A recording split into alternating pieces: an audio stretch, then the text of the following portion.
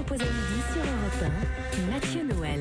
Vous écoutez Europe 1, il est midi 21, Rien ne s'oppose à midi continue avec Eva Rock, Virginie Salmen, Julien Froment et celui dont les mots me manquent pour décrire le talent, capable d'écrire sa chronique d'une main, tout en caressant négligemment la poitrine de mon épouse. de l'autre, de l'avantage d'être ambidextre. Guy Carlier, bonjour. Aujourd'hui, Bonjour à Guy, vous tous. nous parlez du beau métier de journaliste en racontant l'irrésistible ascension d'une jeune fille qui rêvait de devenir la nouvelle Florence Aubenas.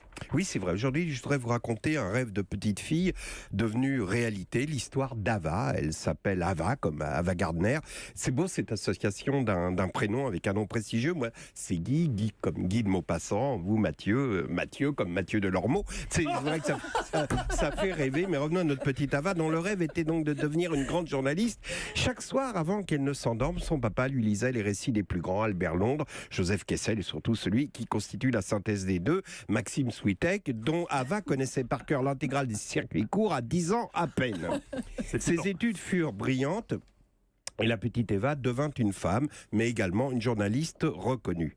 À cet instant, je dois confesser aux auditeurs qu'avant l'émission, faisant lire ma chronique à Mathieu Noël, ce dernier me dit « C'est pas mal, mais tu passes un peu vite de la petite fille à la femme, et je te trouve elliptique sur une période de sa vie particulièrement intéressante, celle de l'éveil de son corps. » Ah, merveilleuse puberté, s'est-il lancé. Trouble délicieux de l'adolescente qui s'éveille à l'amour. Là, je l'ai interrompu en disant « Bon, Mathieu, dis-le-moi franchement, tu veux du nichon ?» Alors, voilà, c'est ça, je cherchais le mot, me dit Mathieu.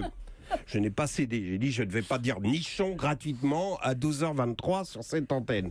Plus jamais je ne dirai nichon. Et Mathieu, qui a quand même cette espèce de talent, ces fulgurances un peu puériles, m'a dit est-ce que tu as remarqué que quand tu répètes un mot sans arrêt, tu ne sais plus ce qu'il veut dire. Par exemple, jambon. Vous savez, à la maternelle, on faisait ça. Eh ben, nichon, c'est pareil. Quand tu le répètes, nichon. Bon, je ne dirai plus jamais nichon à l'antenne. Aujourd'hui, Ava est journaliste politique au Parisien et à LCI, excusez du peu. Et donc, évidemment, à ce titre, j'attendais avec impatience hier son analyse de la situation politique en Italie après les élections de dimanche. Effectivement, ça n'a pas tardé. Hier soir, j'ai reçu sur mon smartphone une notification du Parisien m'annonçant un article signé par Ava Giamchili, puisque tel est son nom.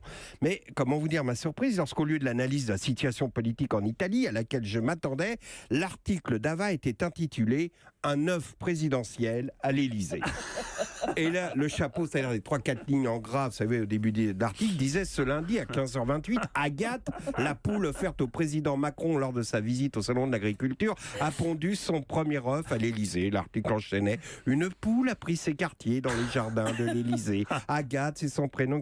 Donc là, sur le plan journalistique, on touche quand même la perfection. La narration du récit, le style, une poule à l'Élysée a pris ses quartiers dans les jardins de l'Élysée. On sent le rythme. Je ne veux pas être trop technique, si vous voulez. Bon, là, on est sur du 9-8, voire du 12-8. On est sur un rythme noir-croche dans une mesure ternaire, c'est-à-dire tout simplement du ternaire avec un accompagnement intègre évoquant le mouvement lent d'une barque. On est tout simplement sur une barcarolle de forêt. Une poule a pris ses quartiers dans les jardins de l'Élysée. Vous voyez, en plus, je vous donne une petite explication culturelle sur la barcarolle de forêt. Ava aurait pu s'en tenir là, mais c'est une journaliste d'investigation et c'est toute une filière ectolécite.